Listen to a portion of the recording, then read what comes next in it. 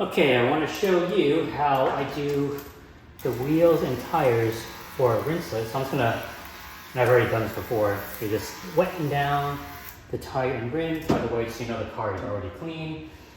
And I'm just gonna do some light spraying of Adam's wheel and tire cleaner just to agitate into the tires. I'm not gonna use this for the wheels like I would normally do, because even though they're dirty, the Rinseless will take care of most of the grime and dirt that's already in there. And now I'm just going to use a Rinseless that's in my bucket here and just go at it with a detail brush into the places I can't get into with a sponge. Okay, and I'm not looking to do a super duper clean. It's actually raining right now after some snow here. And I'm not looking for a super deep clean. I'm looking for what some of you might call good enough, if that makes sense. And I'm going to use my microfiber sponge here, probably with more solution than you really need, and just get all of the flat surface areas. And now I'm going to get in between the spokes.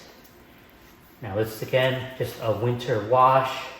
This is not a deep wash, so I'm not overly concerned with getting every nook and cranny.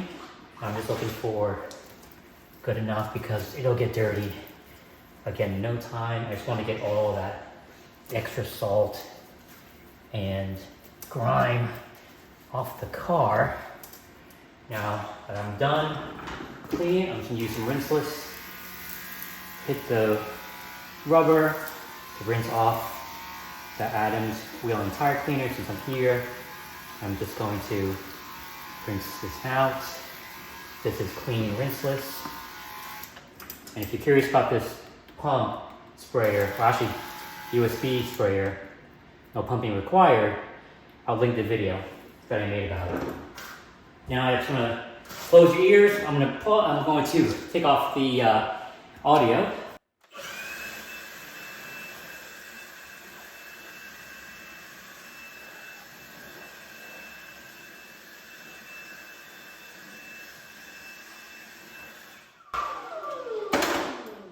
Now I'm just trying to get most of the water off.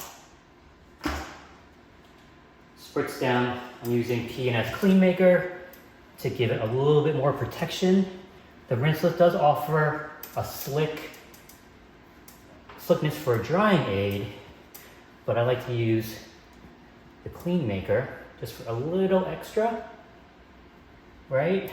And that's going to help give it a little bit more shine and protection. But on the wheels, it's not going to last so long anyway, so I'm not overly concerned. And flip the towel over just to get off the excess and final buff. And there you go. I'm going to come back later. Actually, we'll just do it right now. And wipe down the tire. Using a black towel, because what's the point of using a colored towel? We know it's dirty. So there you go. Again, fresh side. Any leftover moisture, and that's how I clean a wheel and tire with Rinseless. If you have any questions, let me know.